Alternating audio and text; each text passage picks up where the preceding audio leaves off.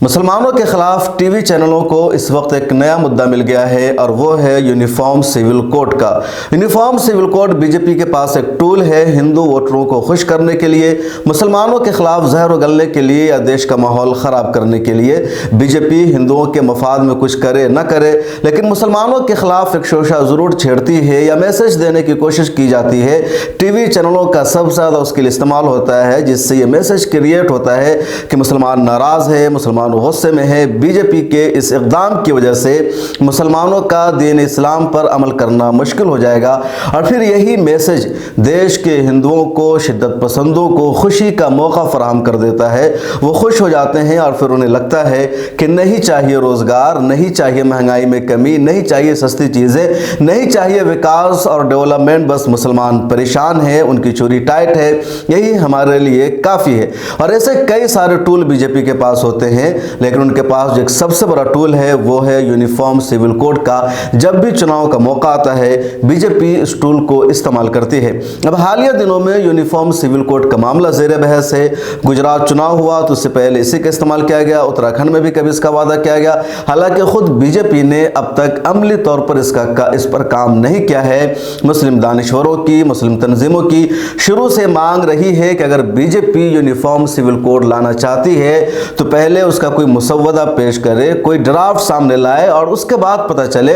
और लोगों ने चैलेंज किया है कि बीजेपी कभी इसको कर ही नहीं सकती है, क्योंकि हिंदुस्तान में मुख्तलिफ तरह की तहजीब और कल्चर के मानने वाले लोग हैं। सिर्फ मामला मुसलमानों का नहीं बल्कि हिंदुओं में ही हर जात और कबीले की शादी का अंदाज अलग है, ज़िंदगी जीने का अंदाज अलग है। सिखों का तरीक़ा अलग है, बुद्धिस्टों का तरीक़ा अलग है, आदिवासियों का तरीक़ा अलग है, दलितों का तरीक़ा अलग है। ईसाई इस देश में रहते हैं, उनका अंदाज अलग है, पारसी इस देश में रहते हैं, उनका अंदाज अलग है। और बीजेपी कभी इसको नाफिज नहीं कर सकती है। सिर्फ हिंदुओं को खुश करने के लिए बीजेपी ऐसा करती है। बहरहाल जब भी इस तरह की कोई बात सामने आती है, देश की मीडिया इस पर जहर उगलने लगती है और एक माहौल क्रिएट करने लगती है। और इन दिनों भी यही हुआ है। और ये मामला शुरू हुआ है 9 दिसंबर के बाद। जुमा का दिन था 9 दिसंबर को। राज्यसभा में बीजेपी के एमपी है किरदोली लाल मीणा, उन्होंने एक प्राइवेट मेंबर बिल पेश किया और उस बिल में उन्होंने कहा कि देश में यूनिफॉर्म सिविल कोड नाफिज होना चाहिए। जैसे ही बिल पेश हुआ, इसके खिलाफ हंगामा बर्पा हो गया, बड़ी बड़ी खबरें चलने लगी, इस पर डिबेट कराया जाने लगा। हालांकि एक प्राइवेट मेंबर बिल होता है, प्राइवेट मेंबर बिल शायद ही कभी पास हुआ हो या मंजूर हुआ हो, उस पर वोटिंग हुई हो। बस एक एमपी की अपनी ख्वाहिश होती है कि हम प्राइवेट मेंबर बिल पेश कर दें और लोग जान जाए कि हमने ये काम किया है, या सुर्खियों में उन्हें आना होता है। अब एक प्राइवेट मेंबर बिल पेश हुआ और उस पर इतना बड़ा हंगामा बर्पा हो गया है। दूसरी तरफ यह खबर है कि लोकसभा में 50 प्राइवेट मेंबर बिल पेश हुए हैं। 9 दिसंबर के दिन ही 50 से ज़्यादा प्राइवेट मेंबर बिल पेश किए गए लोकसभा में, लेकिन उसमें से किसी एक पर कोई खबर नहीं बनाई गई है। बहुजन समाजवादी पार्टी के अमरोहा से एमपी है कुंवर दानिश अली, एक प्राइवेट मेंबर बिल उन्होंने भी पेश किया ईवीएम के खिलाफ और कहा कि ईवीएम को हटाना चाहिए और बैलेट पेपर से वोटिंग होनी चाहिए, तभी आवाम की सही नुमाइंदगी हो सकती है। इतना अहम बिल था, इस पर भी मीडिया ने कोई तवज्जो नहीं दी और सिर्फ बीजेपी एमपी के उस बिल पर फोकस किया गया जिसमें उन्होंने यूनिफॉर्म सिविल कोड लाने की बात की है। इसी मुद्दे पर जी न्यूज़ पर एक डिबेट हो रही थी और उस डिबेट में मौजूद थे ऑल इंडिया मजलिस इत्तेहादुल मुस्लिमीन के तर्जमान आसिम वक़ार, एंकर थी अदित्य त्यागी। आसिम वक़ार ने गाय का मुद्दा छेड़ दिया और कहा कि यूनिफॉर्म सिविल कोड लाने से पहले आप गायों के तहफ़्फ़ुज़ पर क्यों कोई कानून नहीं ला रही है। गाय के बारे में कहा जाता है कि वो गाय माता है। उन्होंने कहा हम भी इसको मानते हैं, लेकिन गोवा में गाय का गोश्त खाया जाता है, नॉर्थ ईस्ट में गाय ज़बह की जाती है जहां बीजेपी की सरकार है। आखिर इस पर रोक क्यों नहीं लग रहा है। और ये सुनकर कि आग बगोला हो गई अदित्य त्यागी। जरा सुनिए। प्रेम शुक्ला जी बैठे हैं, हमारे भाई हैं, मैं इनका बहुत एहतराम करता हूं, लेकिन एक चीज पर जो जरूरी है हिंदुस्तान में आज, जिसकी सबसे ज्यादा जरूरत है, देखिए पूरे भारतवर्ष में जितने हिंदू हैं हमारे भाई, वो ये कहते हैं कि गाय मां है, हम भी एक्सेप्ट कर रहे हैं। लेकिन ये कैसी मां है कि जिसको भारतीय जनता पार्टी के लोग गोवा में कहते हैं कि नहीं हम इंपोर्ट करेंगे अगर बीफ कम पड़ जाएगा। केंद्रीय मंत्री किरण रिजिजू कहते हैं मैं खाता हूं बीफ। नागालैंड में, मणिपुर, मिजोरम में बीजेपी के नेता कहेंगे नहीं हम खाएंगे। मैं तो कह रहा हूं कि सबसे पहले यूसीसी से पहले एक कानून बनाइए, गाय को आप राष्ट्रीय पशु बनाइए, गोवा में प्रतिबंधित कीजिए। अब मुद्दे पर आ जाइए सर। जो आपका नॉर्थ ईस्ट है इसमें प्रतिबंधित कीजिए। नहीं वो छोड़िए, वो तो आपको इनके साथ राजनीति करनी है, करिए। ले जाना, पालना, सर आइए मुद्दे पर बात कीजिए। आप ये बताइए यूनिफॉर्म सिविल कोड कर रहा हूं। नहीं सुनिए, यूनिफॉर्म सिविल कोड। मैं तो आपकी माता जी पे बात कर रहा हूं, आप नाराज हुए जा रही हैं कि क्या गाय के ऊपर आपको गाय की सुरक्षा नहीं करना चाहिए। गोवा में आप उसको खिलवाएंगे, खाना है वो। नॉर्थ ईस्ट में बकायदा अलग ऐलान खाया जाएगा। नहीं, आपकी लड़ाई गाय के लिए है, आपकी लड़ाई यूसीसी के खिलाफ है। एक सेकेंड से पहले एक सेकेंड मैं कह रहा हूं यूसीसी से पहले। आप थोड़ी ना कंडीशंस ड्रॉ करेंगे कि किससे पहले कौन क्या करेगा। सर आप कंडीशंस थोड़ी ना ड्रॉ करेंगे यहाँ नहीं, काउ सेफ्टी बिल लेके आइए। मैं आपसे जो कह रही हूँ यूसीसी पर बात कीजिए आप मुझसे। सुनिए सैयद असीम वकार, यूसीसी पर बात कीजिए आप मुझसे। यूसीसी आनी चाहिए या नहीं आनी चाहिए, मैं आपसे ये मैडम गाय से नफरत हो गई आपको। मैं कह रहा हूं कि सबसे पहले यूसीसी से पहले जो जरूरी है वो है काउ सेफ्टी बिल, गाय सुरक्षा कानून आप बनाइए। और गाय जो नॉर्थ ईस्ट में और आपके जो राज्य हैं उनमें खाई जा रही है उस पर प्रतिबंध लगना चाहिए। तो अब आप ये बता दीजिए यूसीसी पर बिल ले आए ये कि ना ले आए उसके बाद। अरे मैं कह तो रहा हूं पहले कानून तो बनाइए गाय पर। आप तो गाय का नाम तक नहीं ले रही हमारे डर के मुंह से।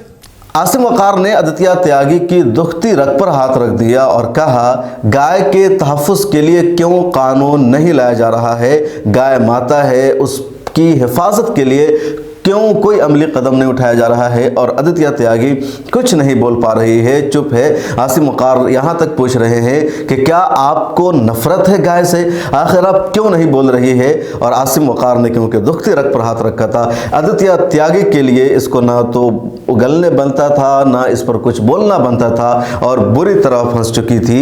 लेकिन ये असली चेहरा भी सामने आ गया है बीजेपी का या इन गोदी मीडिया के एंकरों का कि वाकई अगर गाय माता है और मुसलमानों ने हमेशा रेस्पेक्ट किया है, एहतराम किया है, क्योंकि मुसलमान यही हमेशा चाहते हैं, इस्लाम यही सिखाता है कि एक दूसरे के मजहब पर अमल करना चाहिए।